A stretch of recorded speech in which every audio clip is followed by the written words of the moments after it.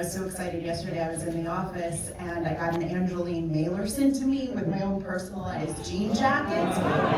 And you guys, it came in a trunk. Like this box was supposed to be a trunk of a car, so you open it up and I just was like, okay, this is the most amazing thing I've ever seen. And now my office is entirely pink and I'm totally fine with that. But anyway, I know you cannot wait to hear from the amazing women in charge of this unbelievable limited series. So without further ado, please welcome executive producer and showrunner Allison Miller and executive producer and star Emmy Rossum.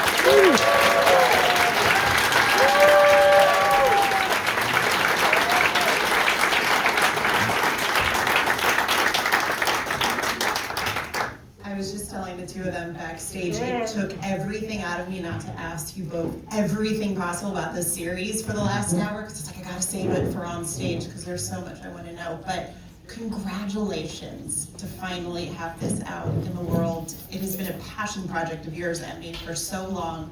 So what does it feel like to finally have this out for everybody to see? Thanks all for coming today. It's so nice to have it out, and it's also, I think we had so many hurdles getting to this place. Really 4.5 years of work. So I think there's part of us that is even shocked that we're here, and so happy and gratified, but also like a little bit of grief because it feels like I have postpartum. Like I birthed it, like we were pregnant for 4.5 years. You had texted me and you said, "Are you so happy?" And I was like, kind of a little sad. Yeah, it's so I'm sad too. I know, it's wonderful to you put something out there and it belongs to everyone now. It's nice. Okay, so at 13 years old, when you first came to LA, you saw a billboard of Angelyne. Did you ever see her out in the wild? You did? Yeah. What was that like? I mean, I saw her car a couple times. I think I definitely saw her selling merch, at the Coffee Bean, which was her old office. It was her shop where she used to go every day, and with her assistant, who's the Rick character that's based on or inspired by, she would kind of set up shop there, and that's where she would do her ride-alongs and meet people and sell merch, and that was like her spot. And so yeah, I remember seeing it many times. Allison, what's your first memory of Angelyne? When did you first learn about her? Well, first of all, she's still out there. My son, who's 7, came home. I don't know if I even told you this. No. Story. Came home 2 weeks ago and said, I had my first celebrity sighting. And I was like, who? And he goes, Angelyne. And I was just like, this show has kind of become this kind of meta, all-encompassing thing that keeps creating itself in my life. But yeah, I was like, actually, your first celebrity sighting was Emmy Rossum when you came to set. But you were dressed up like Angelyne, so.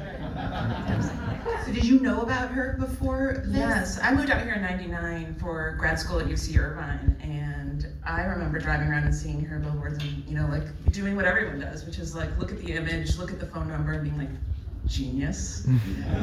And yeah, and then of course I read the article when it came out, just like everyone else. So I mean, I started the normal fan way, and then when I was approached by the project years later, I was just like, yes, absolutely. I remember seeing her billboard in '98. I was out here auditioning for the first time, and so yeah, I discovered her the first time much the way everyone else did, through the windshield of a car. And I remember the billboard, she was like so much woman.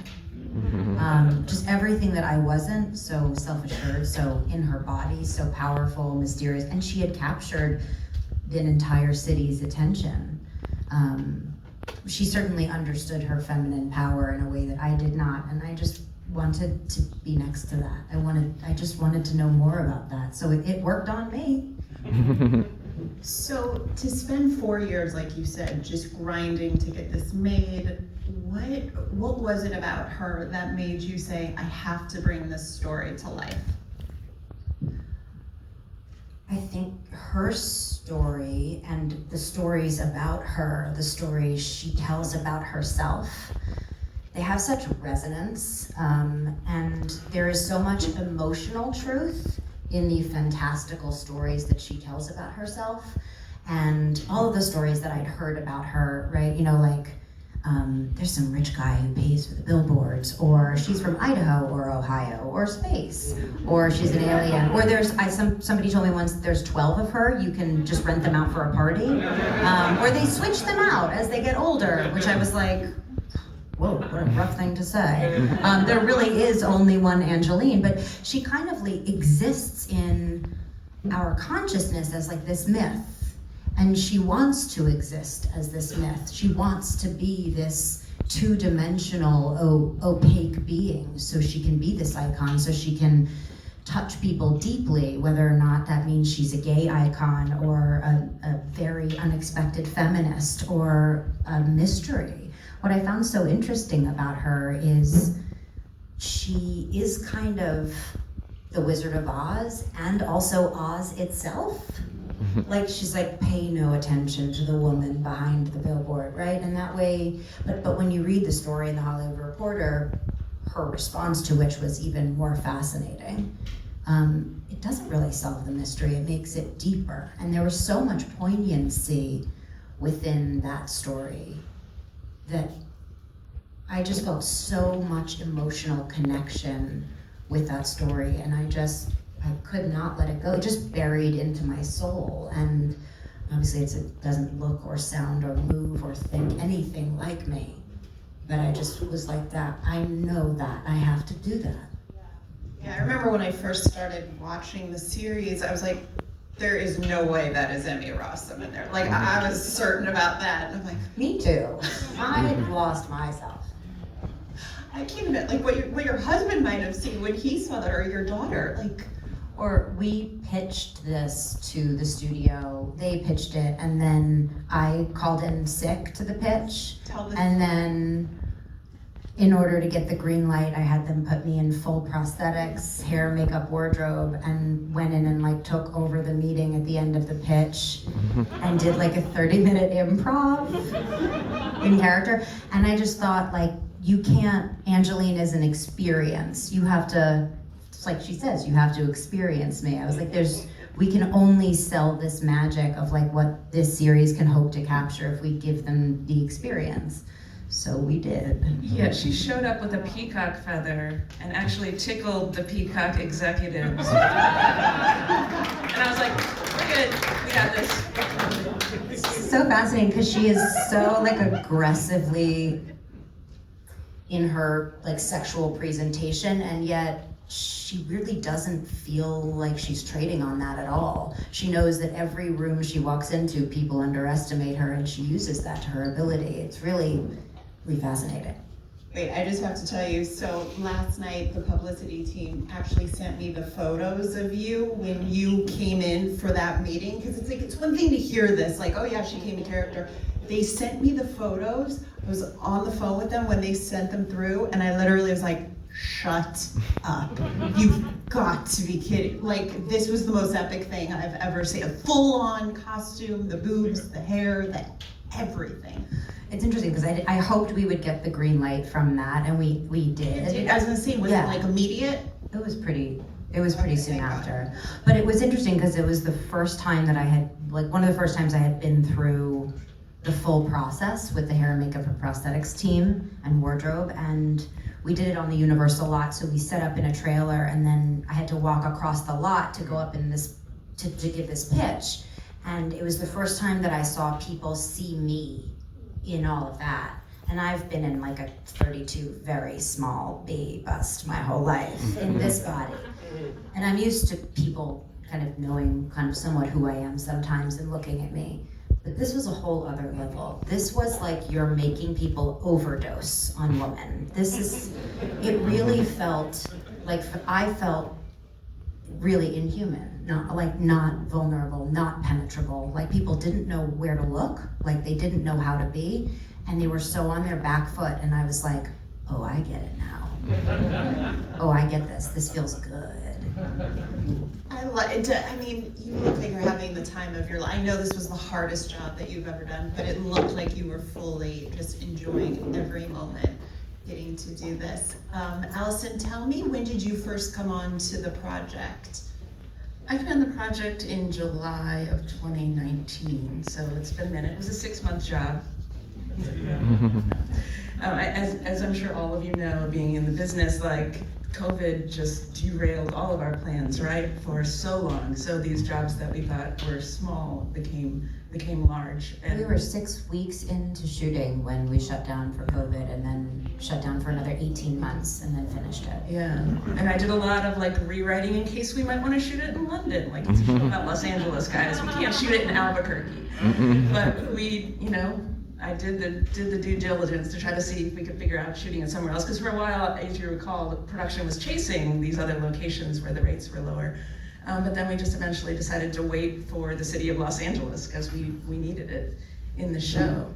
But yeah, so it was a long process, but a really great one. And I'm so glad that it's out and it turned out so well. You had, what was it, breakfast, lunch, dinner at Denny's with the real Angelyne. Yes. Tell everybody about that. The Denny's that's in the show, the exact location is where we met with her. She gave me a rose quartz crystal, which I carry with me still to this day, everywhere I go, for luck. And I was a little starstruck. It's hard to meet somebody that you've spent so much time imagining, and she definitely lived up to the hype. Yeah, it was fun. Lucy Cherniak, our director, had made for her a UFO made out of marzipan. This beautiful marzipan. We had roses for her. Like it was like we were meeting the queen. It was pretty funny. We were all very nervous. And Emmy, you met her at the Roosevelt Hotel, right? So Before she met with the directing and producing team, I got to meet with her. She chose the Roosevelt because she said it was her lucky contract signing place. I showed up on time, well, actually an hour early, because I was very excited and nervous. I remember like driving and being like, I can't get there too early. Like this is ridiculous. Like I have to let me just do a couple more loops. Okay, I'm only an hour early. That's not too bad. I was very excited. And she showed up on time, but I could see she had in a table that she had requested where you could see the parking lot from it, and she got mobbed in the parking lot by fans when she came in, was selling merch for an hour, so she ended up to be an hour late. And then she, finally sat down at the table and she put out her napkin on the chair and she kind of posed and she switched seats 3 times until she found the seat she wanted to sit in.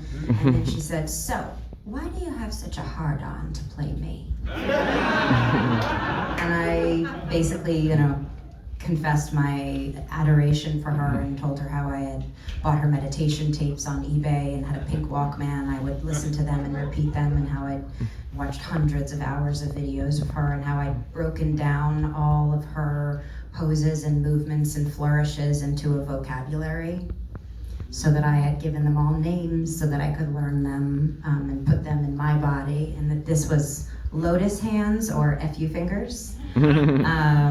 And that I considered all the hand movements to be decorating the air with pink glitter. And she said I should work on my splits. But yeah, it was incredible. We ended up talking about philosophy, and I found her to be lovely and very powerful, and yet surprisingly childlike and magical too. And so yeah, she joined us and participated in the production. After that, she gave us her life rights and let us recreate all the billboards, and that was a surprise to us because she has wielded such incredible control over her image. And I think the hook for her was that we were really interested in telling a story about all the different versions of her, not her story, but the myth of Angelyne through the point of view of all these other people. And I just was really, really taken by her energy too. Yeah, and it's not a traditional biopic. Allison, talk to me a little bit about what it was like to bring this to life and run this show on a daily basis over the years, because I can't wait for some of you guys to see the other episodes if you haven't already, because it will just blow your mind. So what was it like bringing this to life? Well, it was interesting meeting her. It was kind of eye-opening for how far we had actually deviated from her in a lot of ways. Like at some point, you do all the research. We met with all of these people, conducted all these interviews, we read everything, we watched everything, but then we had to take a step back and create a character, right? We're never gonna be able to create Angelyne, how could we? Like, she is her own person. We can't say who she is or who she isn't. So that was like, meeting her was kind of liberating, because it was like, oh, that's right, we created a character.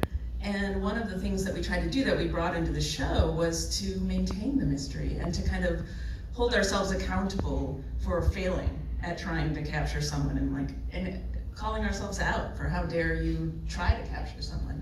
But how fun it was to try to see all the different sides of her. And one of the reasons we chose to start the whole series with the construction of a billboard where it's flat panels being laid next to each other is to kind of acknowledge the flatness of the representation that we're giving you, is that we are not giving you the true person. She is the true person, and kind of ending the show with her in her words, with her in her interviews, and giving her the power to shut us off. I mean, I think that one thing we always try to do is give her control. So, do you want to be involved? Great. Do you want to be a producer? Yes? No? It's up to you. Change your mind at any time. You know, like just truly giving that to her and having her own that part of it, which was, I think, the only way we could really have made this. Yep. There's two scenes that I particularly love. I think it's in episode 3, and they're not spoilery, but I want you to talk about them because I think it just seems like you were having the time of your life. One was the scene with Hugh Hefner, and just the comebacks you had to that type of male character, that it just, like, I feel like every woman has wanted to talk back to a man like that. So I wanted to know what that scene was like, and also this scene, it was like the song and dance number with the moon and descending and the movement, it's just incredible. So tell me about that. Was it as fun as it looked to watch? Well, in reverse order, I am terrified of heights. So descending from a pink moon, while amazing in theory, was terrifying. And you know, so much of this character is kind of echoing her own struggle between dark and light. The idea that, you know, she's so yearning for this painless existence, which in and of itself is so telling, that she must feel human, earthly sorrow. And so this constant reaching for pink, reaching for positivity, reaching for this lightness, like just wanting to just everything to be good and happy and just to see always, you know, right, half full. And so watching kind of this magic that she's able to find in herself, in her mind, and how that permeates her existence and influences other people, what greater way than to show this escape into this fantasy, right? Because she says fame is survival. And so in every moment, it's life or death for her, friend or foe. How can I, like, so it's very kind of deep and resonant at the same time as needing to feel so airy. So as I was on that pink moon, literally dying inside, 50 feet in the air, thinking, oh, this will probably break, I'll probably die here. Like I thought so many times on this production. I just thought, you know, reach for the pink. I'm not gonna look down. I'm not 50 feet in the air. And so it was all these things that were so meta that really helped me survive this production every time I was in so many layers, fighting through latex, fighting to find the humanity, fighting to find the fray in the edges, to find the humanity of that moment, to ground it so that you can go really far, but it feels really human too. You know, I was just always reaching through all this incredible discomfort, 2 contact lenses in each eye. My vision was blurry the entire show. I never saw clearly driving that car with blurry vision. And also just feeling like this incredible dissociation from everyone at every moment, because I really can't see very well through these 2 contacts. And reach for the pink, reach for the happy, find the lightness, find the effervescence, you know, decorate the air with gold, find your moments, touch, soft, seduce. So there's like a lot going on with this lady. Yeah. And I remember. Think of episode 5 though, the end of it, and when we talked about it in the writer's room, we just weren't sure it was gonna work because you had all the makeup and all the prosthetics on, and we're like, for this scene to work, she has to be able to emote. We have to be wholly with you in that moment. And I remember being on set and just being like, oh my God, because I was so shocked that you could project through all of that. Yeah, the team is also so incredible. Kate Biscoe, Vincent Van Dyke, Danny Licker, the people that brought the physicality and the literally painting and sculpting me like I was the Sistine Chapel. Some mornings for the contemporary day look, my pickup time would be 1 or 1:30 in the morning, and I would sit in the chair for 7 hours with a team of 4 people like this, just for 7 hours, listening to podcasts. They would bless me with a pink magic wand before we started, and we'd just sit there and we'd get into it together, and then it'd be turn here, turn there, and there's like so many different pieces that are, but this is what it takes to tell this story. So if you'd asked me when I was, in 2017 when I had the idea to do this, if I thought I was, like a pandemic, literally had a baby in the middle of this, like sprained an ankle on day 1 of production the first time around. Did you really? Yeah, like hopped up on the Corvette and was not ready, I guess. 6-week delay, then started shooting, then got shut down for a pandemic, then we were booting up, then oops, you're pregnant, then we're going back.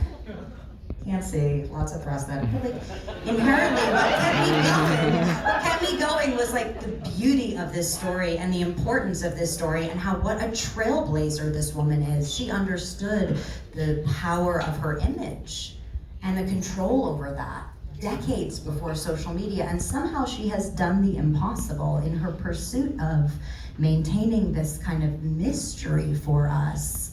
She has like maintained her mystique and like I'm clearly still so enamored and obsessed with her, right? And I hope this just, like what she represents, this phoenix from the ashes, her survival, I hope that this is an inspiration.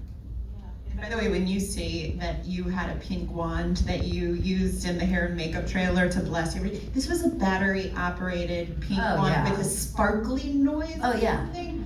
What did this Yeah, it did weird noises. I want that to be my new text alert. Like that should be the new text alert.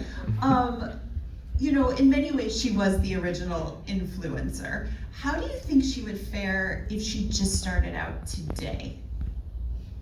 Well, I think what's so different about her is that she refuses to give it all away. Right now, we're so permeated with we're in people OBGYN appointments, right? And social media, you can go online and look at how the Kardashians organize their pantries. We don't know what the inside of Angelyne's apartment looks like. That's her mystery, her mystique. Back in the day when the studio executives would preserve the kind of secrets and identities of Marilyn Monroe and come up with names for them or whatever. She's kind of doing that. She did that all for herself. She came up, she won't acknowledge that she came up with that name, but that's her name. It chose her, or she chose it, or that's just her name. And for me also, I was so fascinated with the power of her name. I've never even told you this. So I was very fascinated with the etymology of what the name meant. And she's so focused on people's names. And so for me, when I broke down her name, I saw Angel, Y, and N-E. Y is a fork in the road, and N-E is nay, like rebirth. An angel is a messenger of God. So in my head, before we would start rolling, instead of mimicking one of the million cadences of things I had memorized and stuff and kind of pretending that I was pretending to hook into someone else's energy, my way into kind of metabolizing all that and then making it my own was, I would say to myself, at a fork in the road, I am reborn, a messenger of God. Because that's how important it is to be pink. Give this woman the Emmy, that's all I could say. You know that? At a fork in the road, yeah. Allison, talk to me about Emmy's work ethic, because you bleached your eyebrows, like you said, you got the meditation tapes off of eBay, you had a contact lens technician, the movement coach, the vocal coach. Allison, what was it like watching her in action to see this kid? I still can't get over half of what you did to bring this woman to life for us? Well, it was transportive. I mean, there were times when you would sit down in Video Village next to me and start talking to me like Emmy, and it was shocking because it was your Emmy voice coming out of the full prosthetics and the Angelyne, and it was just, it was startling, I think, most of all, and regularly. But I mean, she talks about being in the chair for 7 hours. I would show up and she'd hand me the phone for a coffee order, and I'd be like, "Oh, you're already getting coffee?" She's like, "This is my 3rd round." So like, she's like, "This phone's already gone around." So yeah, I mean, you were just in it, and I felt like, I think everyone wanted to bring it in that same way for you. Like, I was like, well, I was like, I'm only happy if Emmy's happy with how this turned out. Like, I used to say that because it was so important to me. Like, you gave so much of yourself to it, and I just wanted to honor that and be there in that same way. Thank you. How did playing Angelyne change you? By the time that you were done with this, what did you take away from her? Well, all of the talking head interview stuff that permeates all of the episodes we shot in one day. And it was our first day after returning from the 18-month hiatus. And we shot it as if it was a 22-page monologue. And I remember learning it like it was a play. And I just honestly remember thinking, like, I had given birth 2 months earlier, and I remember being so tired at the end of that day. I was like, this day was emotionally and physically harder than my 26-hour unmedicated labor. I'm not kidding. I remember being in that position, in the things, doing the whole thing, and after that, I just literally, I laid on the floor when they called cut, and I was like, I survived, and now I have 60 more days. I have now we start shooting the thing for real, we're done with this. So it really, but I just kept coming back to, I just kept having to come back to the pink, how she says, I make the impossible possible. And I was just like, we can do this. Actors don't get this. You don't get to have an idea like this and have people give you money for it and believe in it and get shut down this many times and get the participation and get this woman this incredible opportunity. I don't get this, and get her involvement too. I just kept being I'm so lucky. I'm never gonna complain for one moment because I'm so lucky. I don't know if this opportunity will ever come again, and I'm so grateful. How did you eat, by the way? I'm just very curious, when you have break. So carefully. Yeah, because you had fake teeth too, right? No, Oh, my you had teeth. fake teeth. Okay. I had PVC piping in my nose. Oh. It's like a little donut. We would cut a piece of pipe and then shove it up my nose. Sometimes what?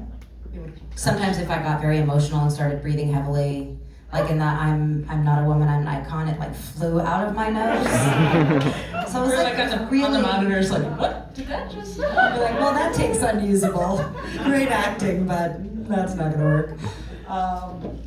Yeah, I don't know. What was the question? I don't know how you ate. Well, yeah, you don't want to stretch a lot here, so I would just put things in carefully. She's a great feeder of other people too. I feed other people? Yes. Oh, I love snacks. I love food. I got so many orders of Starbucks for our entire crew that by the end, somebody was like, wow, you must have a lot of points. And I was like, what's that? That was me. And I had thousands of points. I was like, oh my God. And then we got everyone free Starbucks in the crew for the rest of the show. It was great. But you're always ordering cookies from some bakery in New York.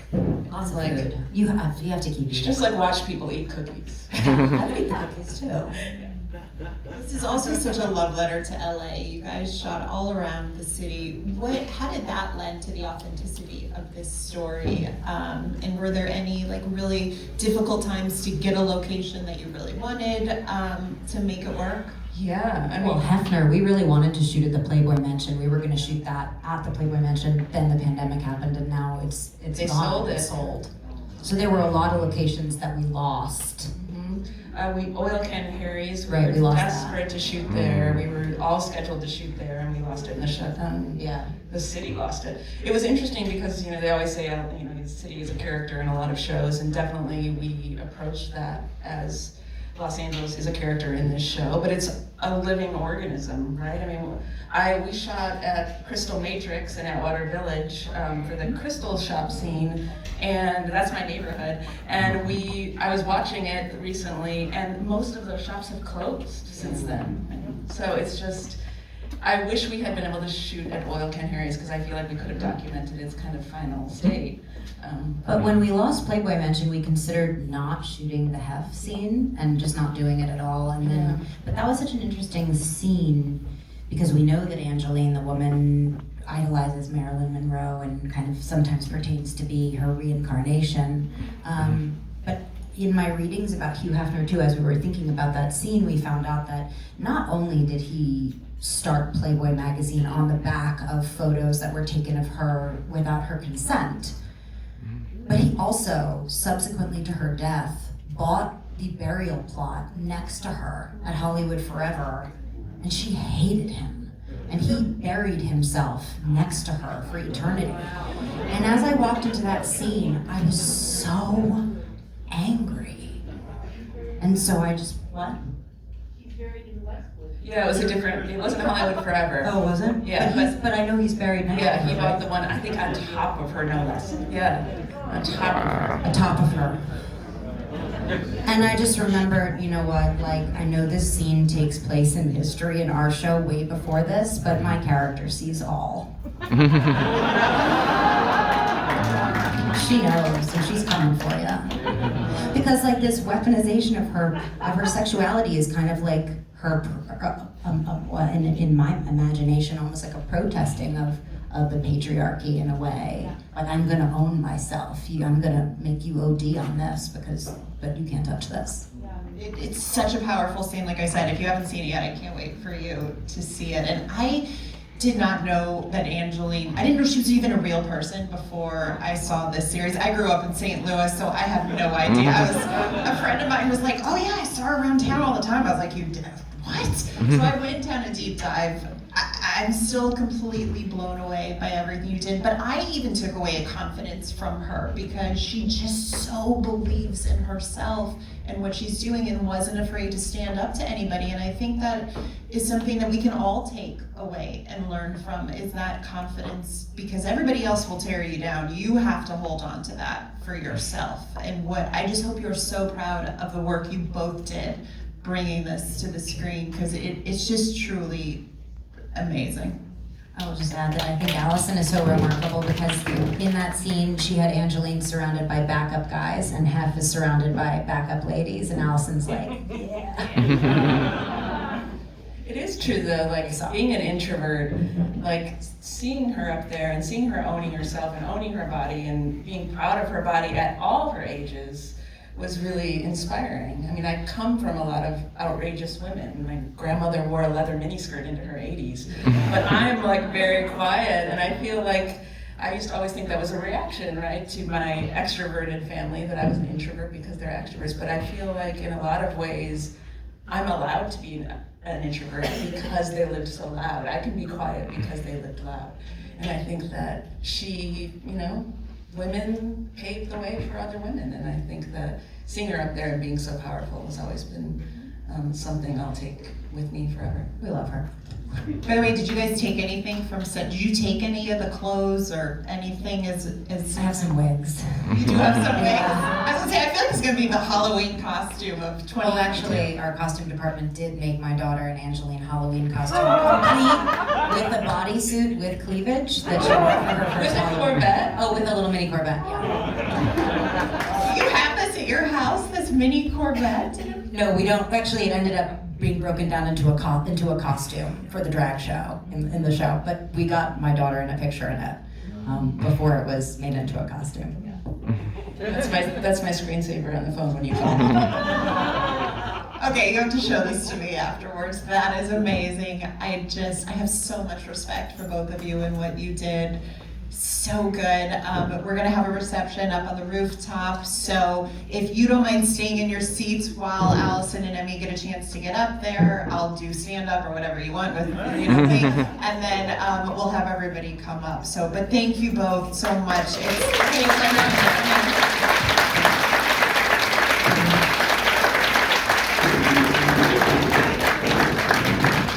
We'll sit here for a second.